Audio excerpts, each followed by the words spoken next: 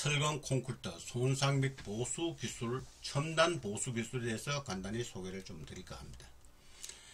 일반 건전한 상태 같으면 A 위에서 수분이 접했을 때 수분이 침투를 해가지고 중성화됩니다.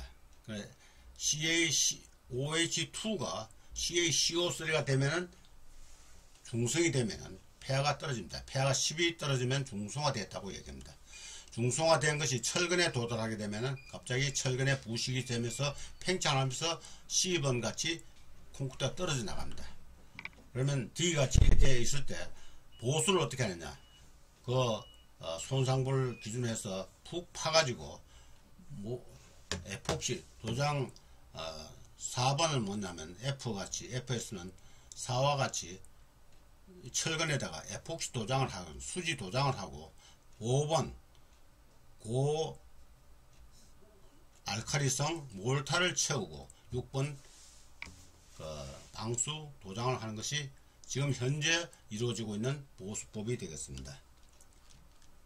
그 다음에 교각은 어떻게 했냐? 먼저 A같이 이렇게 되어 있을 때 2번 물막이 공사를 합니다. 물막이 공사를 하고 요 내부에다가 조금 전에 얘기했듯이 그렇게 또 철근에다가 수지 도장을 하고 그 다음에 몰타를 채우고 거푸집을 세워서 보수공사를 하게 됩니다.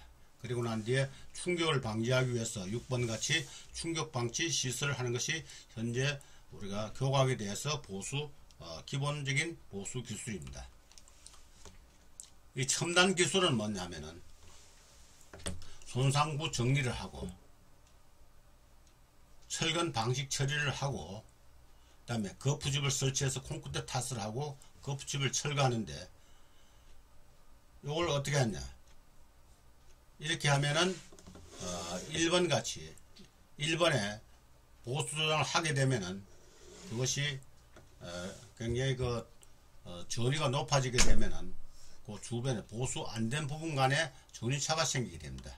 손상부 정리를 하고 그 다음에 철근 방식 처리를 합니다. 철근 방식 처리에 대해서 끌어내고 녹을 끌어내고 도장을 칠하고 도장하고 그 다음에 전체 손상부를 덮을 수 있는 자켓을 설치해야죠. 철제 자켓을 설치해 가지고 부착을 시키고 그 다음에 콘크리트 그라우팅을 하게 되면은 간단하게 부식 방지를 할 수가 있습니다. 이때 철근과 요 철제 자켓 간에 정기적인 접촉을 하고 이 자켓에 외부 좀 희생 양극을 붙이게 되면은 안에 철근 부식 방지가 되어 가지고 완벽한 또 보수가 되겠습니다. 강 구조물의 안전에 영향을 미치는 부식 면적은 5% 내외다. 이걸 아셔야 됩니다. 전체 면적이 100이라 했을 때 나머지 95%는 아무 문제가 없다. 전면 부식은 우리가 안전하고는 문제를 안 생깁니다. 철이 대기 중에서 0.01mm/year 전 세계적으로 설계 적용하는 기준이 0.01mm/year다 이겁니다. 그러니까 1mm가 부식되는데 100년이 걸린다. 큰 문제가 없습니다. 그렇지만 5%가 뭐냐면은 용접 이연부나 볼트 이연부를 다 합치면 면적비로 봤을 때 한 5% 된다. 거기에서는 전지가 형성되고 전지 부식이 생기기 때문에 거기서 안전에 영향을 주는 부식 문제가 생길 수 있다. 그래서 수중에서 강의 부식 및 방식 이론은 수중에서 강은 물을 회로로 하는 전지 부식이 발생해서 상대적 양극부가 반드시 부식되게 되어 있습니다. 강의 부식은 자연 현상이 되겠습니다. 방식 이론은 수분의 접촉을 차단하여 전지 회로를 방지한다. 도장, 도금 이런 방법이 되겠죠. 물이 접하는 상태에서는 수중의 산소를 제거한다. 보일러 같이 안에서 항상 물이 접하고 있을 때는 그 중에서 용존산소를 제거하는 것이 또 하나의 방지법이 되겠고, 그 다음에 양극 방식, 전위를 높여서 부동태화 시키는 게 또 방식 이론이다.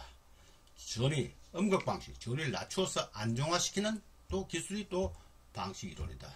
환경을 또 알카리화해서 부동태화하는 것이 또는 하나의 방식 이론이다. 이렇게 나와 있는 얘기입니다. 자, 여기서 사진을 여러 개 있는데, 자, A 강교량에서는 이렇게 해서 방금 얘기했듯이 볼트 연결부만, 그 다음에 용접부만 우리가 방식 처리하면은 방금 앞에 얘기했듯이 그런 식으로 부식 방지를 하게 되면은 우리가 안전상에는 문제가 없겠다. 어떻게 하느냐? 방식 설계. 그러니까 설계 때 다 해결하자 이겁니다. 그리고 제일 중요한 것이 용접부는 모듈에 비해서 상대적 음극이 되도록 용접봉 설계를 하자. 용접봉 여러분들이 딱 같지 않습니다. 그 원 모듈에 따라서 용접봉을 우리가 정해야 됩니다. 그건 우리가 용접봉 제조 회사에 그 모듈을 보내 가지고 적어도 강 교량을 하나 건설하려면 그 정도 절차는 거쳐야 됩니다. 볼트 이연부에서는 볼트 너트는 구조도에 비해서 반드시 상대적 음극이 되도록 제로 설계를 해야 된다. 틈 발생부는 희생양극 기능의 실링제로 처리를 하자. 어쩔 수 없이 틈이 발생하는 부분에서는 희생양극 성분의 실링제, 우리가 개발해야 될 그러한 제품입니다. 결로 발생을 방지토록 설계하자. 결로 방지. 그러니까 드레인을 할 수 있는 그런 구조를 좀 하자 이겁니다. 그 다음에 기존 교량 부식 방지에서는 유지관리 지침을 보완해가지고 이게 까보면은 여러분이 겉으로 보면 도장이 되어 있어 모르지만 까보면 안에 부식되고 있으면 이걸 아까 첨단 도료가 뭡니까? 녹을 벗겨내지 않고도 바로 할 수 있는 게 녹 전환제가 있고 STC 도료가 있고 여러가지 있으니까 그걸 적용해서 우리가 이론적으로 부식이 일어날 수 있는 그러한 구조로 설계되어 있고 유지관리 한다면 저기를 일단은 유지관리 지침을 바꾸더라도 틈새는 우리가 실링제를 넣어 가지고 제거해야 된다. 부식을 방지해야 된다. 그 다음에 박스 거드, 밀폐, 기존의 박스 거드에는 통풍 장치를 설치하든지 또는 박스 거드에 플레이트 외부 부식 억제제를 또 적용하든지 강교량 제조장 지침을 개정을 해가지고 미국, 일본에서 제조장 지침을 참조해가지고 기존 제조장 지침의 문제점을 해대 예산 과다, 중금속 오염, 수명 단축을 다 고려해가지고 국내에 맞는 그런 지침을 또 만들어 가야 되겠습니다. 그 다음에 도로 시설물은 이렇게 보면은 볼트 연결부를 보면은 보통 어디가 부식 많이 되느냐? 용접부와 그 다음에 고정 볼트 연결부입니다. 거기에 대해서는 고개만 별도로 좀 특별히 거기에 대해서는 유지관리 지침을 만들어서 우리가 보호를 해야 우리가 경제성을 높일 수 있다. 그 다음에 설계 지침을 우리가 보완하자 이겁니다.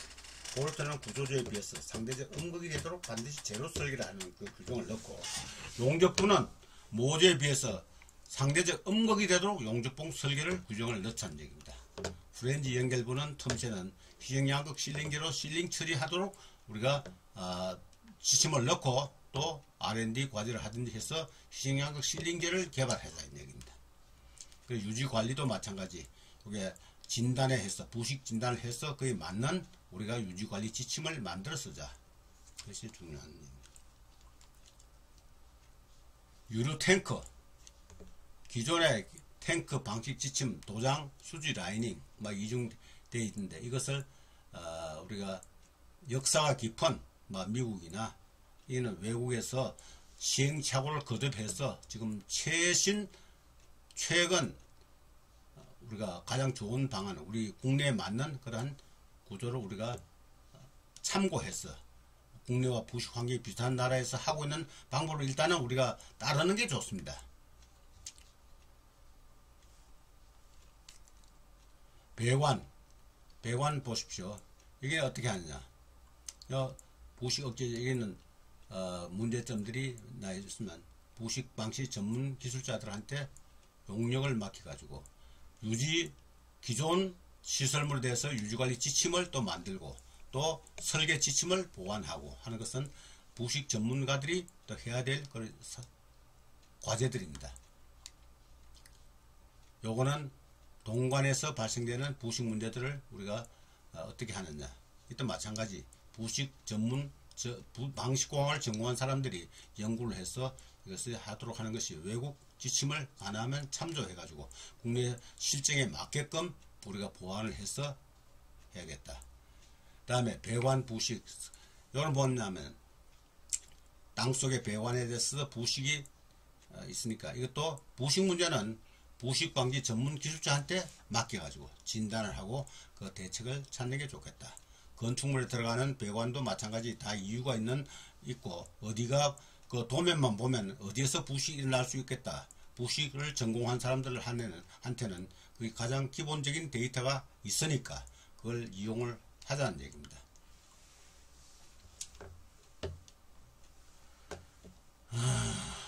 이제 마지막 6장 방식 계획 정비 시스템.